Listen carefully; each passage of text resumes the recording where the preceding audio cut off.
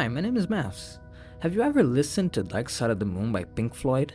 You probably should have, but if you haven't, here's some context. There's this song called Time, and it talks about how we often waste our days away thinking we have a lot of time left, especially when we're young. But as it turns out, in retrospect, we don't have that much time at all. There's no such thing as a dull day, they're all just days, the difference is what we value. It's one of the album's most haunting tracks, because it's right. We all waste time, and one day, we're gonna want those seconds back.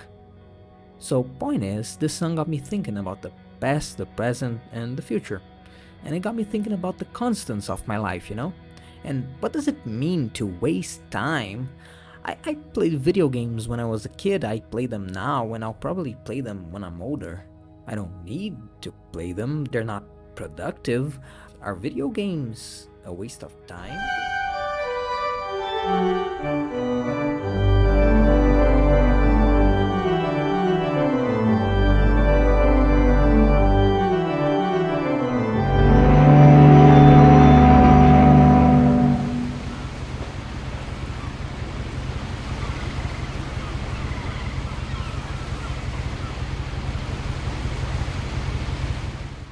To remember one's past is important. For what, or better yet, who are you, if not your memories?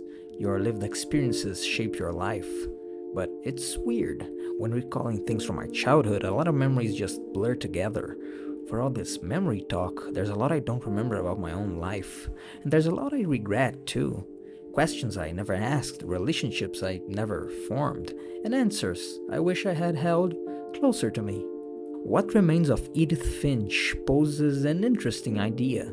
What if you could relive the memories of not only yourself, but other people?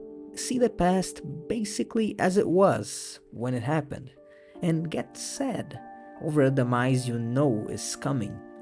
This is a game about a cursed family, the Finches, and they have been cursed with death. The people from this family don't usually live too long. The game begins with Edith Finch going back to her childhood house, an abomination of wood and character, and she is there to reminisce, to find out the story of her family. She knows there is a curse. In fact, the curse is why her mother was reluctant to talk about family matters to her, but she decided to go back and find things out for herself. How did these people die? How did they think? What were their fears? She seeks connection, she seeks family, because, well, she's the only Finch left.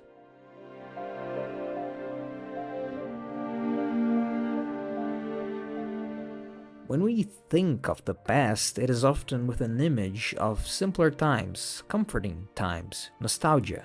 Many believe nostalgia to be the death of meaningful ideas. If all you do is reminisce, you're never gonna think of anything new. We've seen our fair share of stories that, in order to make you feel something, try to evoke a cheap feeling of nostalgia. Don't you see? Things used to be much better back then, so let's ride on this high we made 20 years ago. In actuality, there's no such thing as better times that were taken away. We've just forgotten the mundane. Don't get me wrong though, remembering your past is important, knowing that you have a history, that you did things, but you shouldn't live in the past for too long. It already happened, it's set in stone, and the best we can do is accept it and try to live in the present. Edith Finch does not toy with nostalgia. We mostly see the bad memories, we mostly see how everyone dies, some in crazier ways than others, and some in more interesting ways than others. Namely, Walter Finch. After witnessing the curse catch up with his older sister, he decides to hide from it. He decides he's going to live in a bunker for the rest of his life. Afraid of what's coming, afraid of what came for the others, stuck in perpetuity. Basically immobile, 7 feet under. It's as if he was already dead the moment he stepped in. And so he lives in a luxury New York apartment, eating peaches, drawing, reading, writing, wake up, do the same thing again. The only thing left was a routine. He lived for 30 years like this, but one day he decides he wants out. He's tired of being afraid. The horrors of the past and the uncertainty of the future will keep him here no longer. He wants to live. And he does leave, and death is not a kind mistress. But for a moment, he did experience the ultimate payoff. He saw the grass. He got the sun on his face. He did something new. He escaped his past. He did live, be it shortly. There's one last thing I want to talk about in this game. The dichotomy between two characters, Edie Finch and Dawn Finch. Edie is a central character to the story. She features prominently throughout the game, and that's because she seems to be unaffected by the curse. She lives to an impressive 93 years of age. She watches everyone around her die, and yet she still wants to live in the same house where it all happened. She's more than happy to live there for the rest of her days. Why? Edie is obsessed with the past. Her relatives could not pass the torch on, so to speak, so she does it for them. She makes shrines for them, writes about them, and basically makes the house a museum of her family. She cannot let go of their past.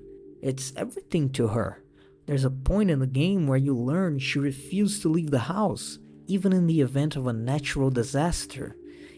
Edie believes in the curse, but she accepts it, and she wants to tell Edith about the story and the history of the Finches.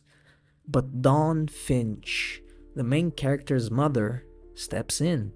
She is the other side of the same coin. She believes in the curse, and she also saw everyone around her die, but she wants to forget.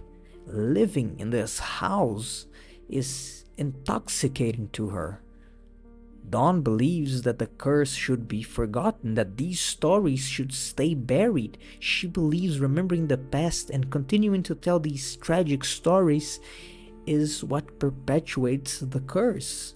She is traumatized by it.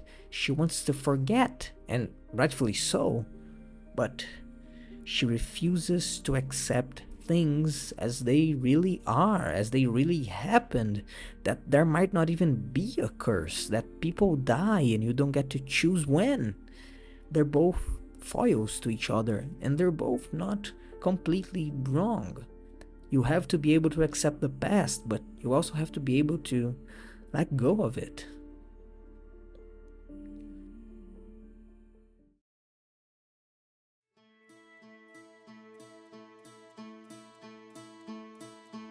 What would you do if you had one day left to live in? Repeating the same day over and over and over again, you could learn everything. You could figure out how to fix everything in your life. Well, in Outer Wilds, there ain't much you can fix. You probably already know this game, but for those who came in late, you're an astronaut stuck in a time loop. And every 20 minutes or so, the sun goes supernova. The only thing you can gain throughout your many lives is knowledge.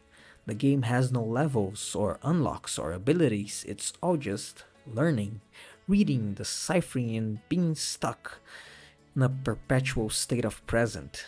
You have no tomorrow in sight, nor do you have anything memorable to your past.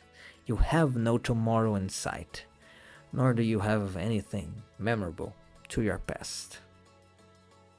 The past is the choices we already made, and the future is the result of the choices we make today. Every day we wake up and we choose to do things or to not do things. That's what the present is made of, momentary choosing. But of course, life is not a series of yes and no questions.